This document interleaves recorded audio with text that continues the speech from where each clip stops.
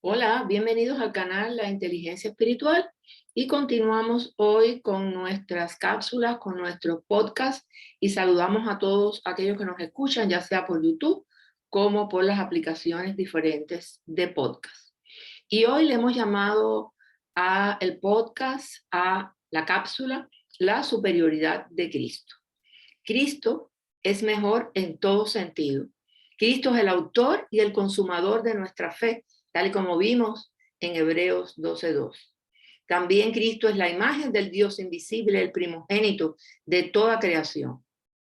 Hemos realizado varias cápsulas o podcasts reflexionando en la hermosa epístola de Hebreos.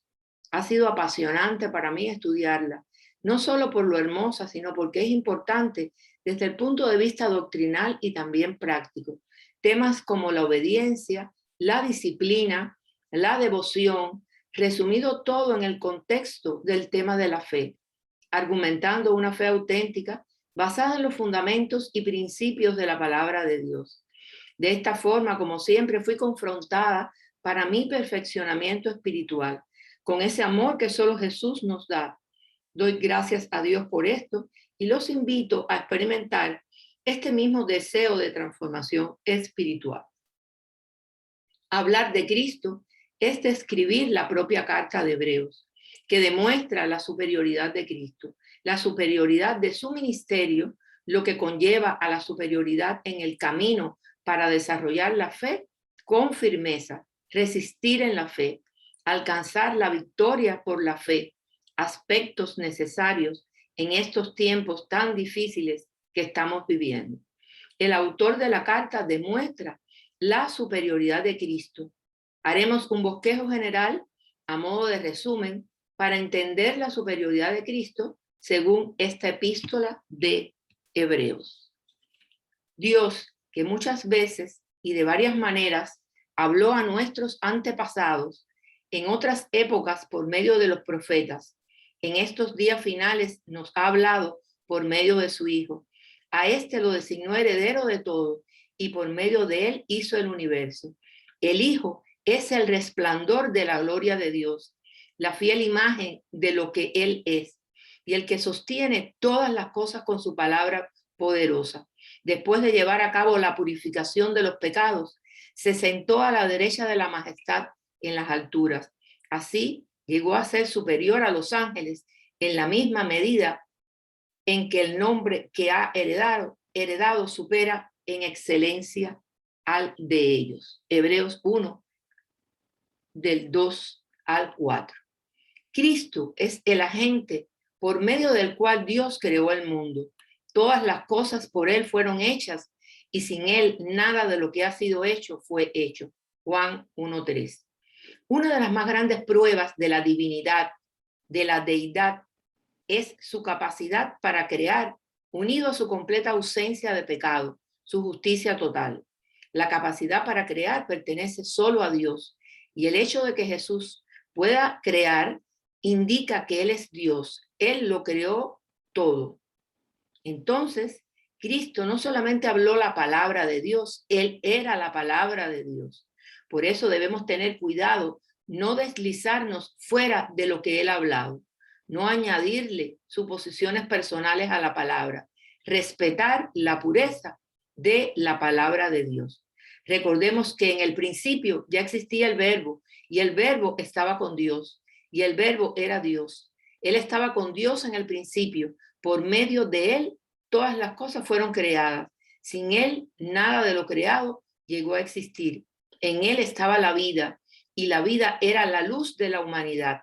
Esta luz resplandece en las tinieblas y las tinieblas no han podido extinguirla porque en él habita corporalmente toda la plenitud de la deidad. Colosenses 2:9. Pero el Hijo también es superior a los ángeles. Cristo es superior a los ángeles porque es el eterno Hijo de Dios y el hombre glorificado y exaltado con un reinado eterno.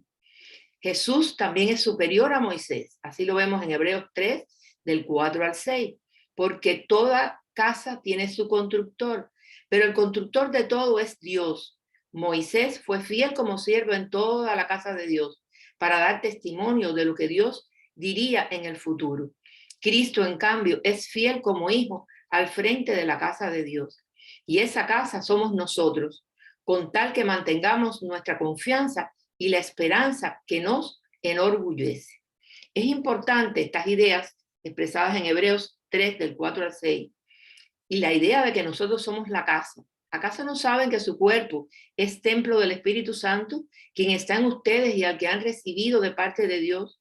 Ustedes no son sus propios dueños, fueron comprados por un precio. Por tanto, honren con su cuerpo a Dios.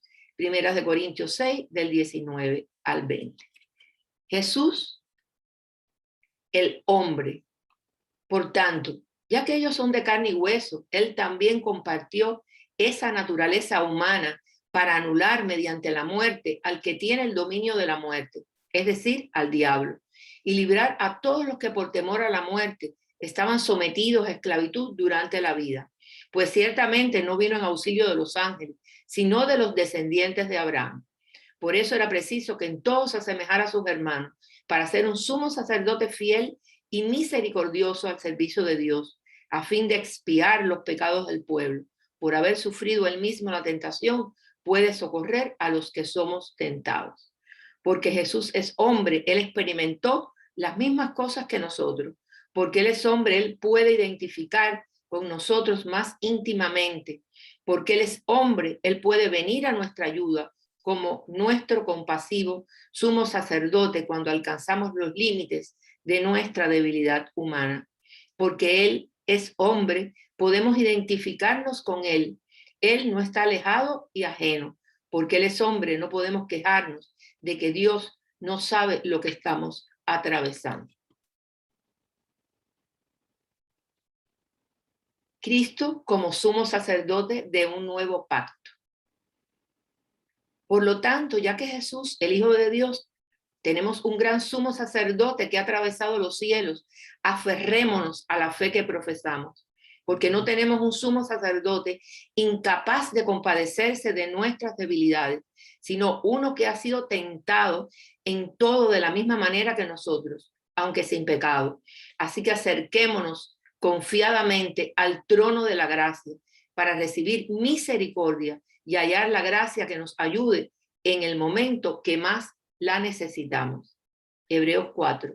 Ahora bien, el punto principal de lo que venimos diciendo es que tenemos tal sumo sacerdote, aquel que se sentó a la derecha del trono de la majestad en el cielo, el que sirve en el santuario, es decir, en el verdadero tabernáculo, levantado por el Señor y no por ningún ser humano. Hebreos 8:2.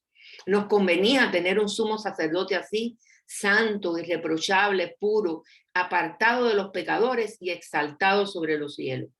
A diferencia de los otros sumos sacerdotes, él no tiene que ofrecer sacrificio día tras día, primero por sus propios pecados y luego por los del pueblo, porque él ofreció el sacrificio de una sola vez y para siempre, cuando se ofreció a sí mismo. De hecho, la ley designa como sumos sacerdotes a hombres débiles, pero el juramento posterior a la ley designa al Hijo, quien ha sido hecho perfecto para siempre. Hebreos 7, del 26 al 28. Cristo, sacrificio perfecto. Cristo, por el contrario, al presentarse como sumo sacerdote de los bienes definitivos en el tabernáculo más excelente y perfecto, no hecho por manos humanas, entró una sola vez y para siempre en el lugar santísimo. No lo hizo con sangre de machos cabríos y becerros, sino con su propia sangre, logrando así un rescate eterno. La sangre de machos cabríos y de toros y las cenizas de una novilla rociadas sobre personas impuras las santificaban de modo que queden limpias por fuera.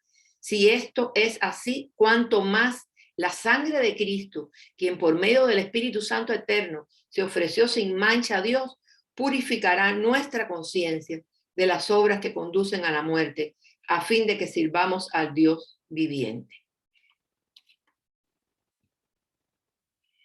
Debemos entender la certeza de la promesa de Dios, porque las promesas de Dios traen esperanza.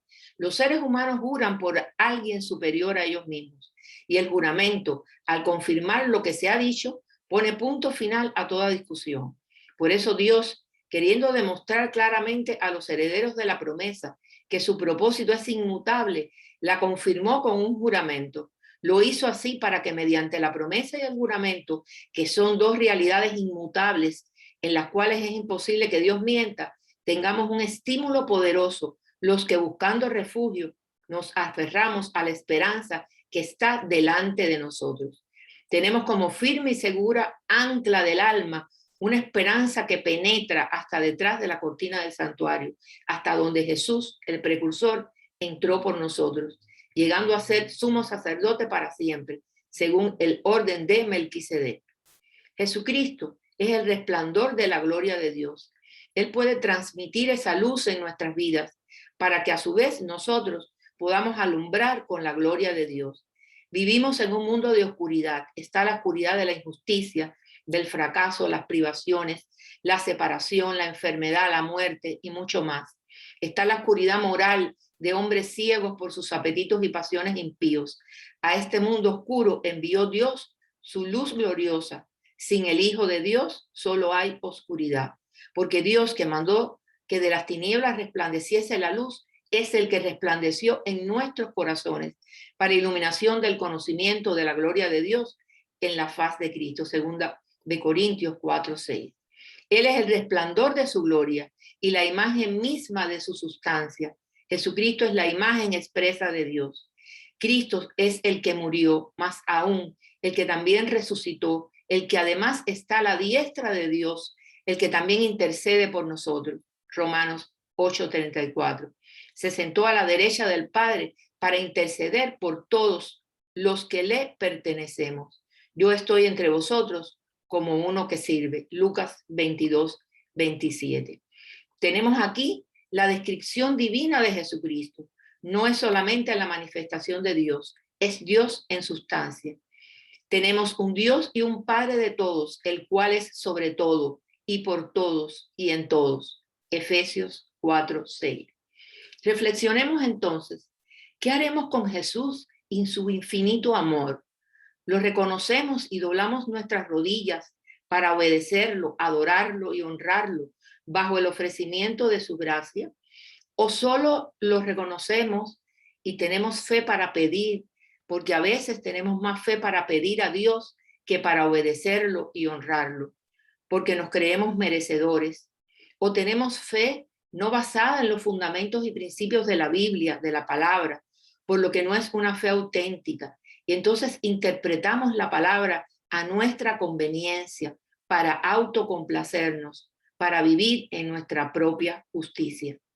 Debemos vivir para obedecerlo y adorarlo con actitud de honra a Dios, para que habite Cristo por la fe en nuestros corazones, a fin de que arraigados y cimentados en amor, seáis plenamente capaces de comprender con todos los santos cuál sea la anchura, la longitud, la profundidad y la altura, y de conocer el amor de Cristo que excede a todo conocimiento, para que seáis llenos de toda la plenitud de Dios. Efesios 3, del 17 al 19. Y como siempre te hago la cordial invitación de que si aún no conoces al Señor o has perdido el primer amor, es decir, que ya no tienes el fervor y el apasionado compromiso de antes, porque apareció la rutina y la costumbre ha sustituido al amor intenso hacia el Señor, por lo que necesitas de una reflexión sobre tu vida cristiana para rescatar el deleite de su primer encuentro con Jesús. Y te invito a que hagas conmigo esta oración escritural. Dice su palabra que el que a mí viene no lo rechazo. Juan 6:37. Porque todo el que invoque el nombre del Señor será salvo. Romanos 10:13. También dice la palabra que si confiesas con tu boca que Jesús es el Señor y creyeres en tu corazón que Dios lo levantó de los muertos, serás salvo. Porque con el corazón se cree para justicia, pero con la boca se confiesa para salvación. Romanos 10, del 9 al 10. Tras hacer esta oración, podemos asumirnos como hijos de Dios, pero siempre te digo que seas capaz de entregarle tu mente y tu corazón para que seas transformados bajo el divino amor del Señor. Sería todo por hoy. Bendiciones de lo alto.